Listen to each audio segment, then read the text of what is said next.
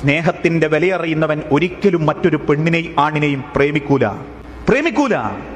എന്തുകൊണ്ടാ? എനിക്ക് സ്നേഹത്തിന്റെ വിലയറിയ മറ്റൊരു വാപ്പാന്റെ ഇമ്മാന്റെ കണ്ണ് നിറച്ചിട്ടൊരു പെണ്ണിനെ ഞാൻ വലയിലാക്കൂല. എനിക്കറിയാം, ഞാൻ വലയിലാക്കാൻ ഇറങ്ങുന്ന പെണ്ണിനൊരു വാപ്പുണ്ട്, ഉമ്മണ്ട്. ആ വാപ്പയിമ്മയും ആ മകളെ ഓർത്ത് കണ്ണീര് പൊഴിച്ചാൽ അതൊരു തീയായി എന്റെ നേരെ വരും എന്ന് എനിക്ക് ഉറപ്പുണ്ടെങ്കിൽ, ആ സ്നേഹത്തിന്റെ വില ഞാൻ അറിയെങ്കിൽ, ഞാൻ ഒരിക്കലും അങ്ങനത്തെ ഒരു പെണ്ണിനെ പ്രയാസപ്പെടുത്താൻ, ആ കുടുംബത്തിനെ ബുദ്ധിമുട്ടിക്കാൻ പോവില്ല. ചില ആവേശക്കാര് പറയും, ഇങ്ങി വിളിച്ചാ ഞാൻ വരും, അല്ലെങ്കിൽ ഞാൻ വിളിച്ചാ ഇങ്ങി വരുമോ എന്ന് ചില പെണ്ണിനോട് ചോദിക്കുമ്പോൾ ഓള് പറയും, ഞാൻ ഇറങ്ങി വരും. ഒരാണോളോട് ചോദിക്കുക, ഞാൻ വിളിച്ചാ ഈ ഇറങ്ങി വരും, ഒമ്മനിപ്പനെയും വേണ്ടാന്ന് വെച്ച് ഞാൻ ഇറങ്ങി വരും. എങ്കിൽ നിങ്ങൾ ഉറപ്പിച്ചോളൂ, ഓളെ വിശ്വസിക്കരുത് കേട്ടോ. 10-21 കൊല്ലം കരള് പോലെ കുണ്ടിടുന്ന ഒരു വാപ്പന്റെ ഇമ്മന്റെ ഇടയിന്ന് ആ സ്നേഹം മനസ്സിലാക്കാതെ അവരെ വേദനിപ്പിച്ചിറങ്ങി വരും എന്ന് അവൾ പറയുന്നുണ്ടെങ്കിൽ അവൾ കള്ളിയാ.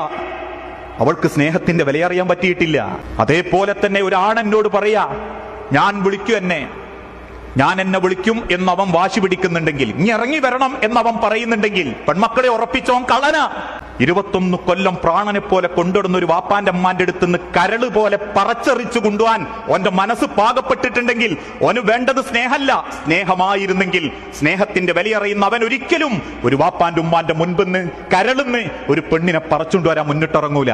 എന്നാ വിവാഹത്തിന് ശേഷമുള്ള പ്രണയമോ എന്ത് രസാ! അനുവദിക്കപ്പെട്ട പ്രണയം, ഒരുമിച്ച് യാത്ര ചെയ്യുമ്പോൾ കിട്ടുന്ന അനുഭൂതി അല്ലേ? ആ സൗഹൃദത്തിന് ഒരുമിച്ച് ഭക്ഷണം കഴിക്കുമ്പോണ്ടാകുന്ന ആനന്ദത്രയാ. എല്ലാവരും നമുക്ക് വേണ്ടി പ്രാർത്ഥിക്കും.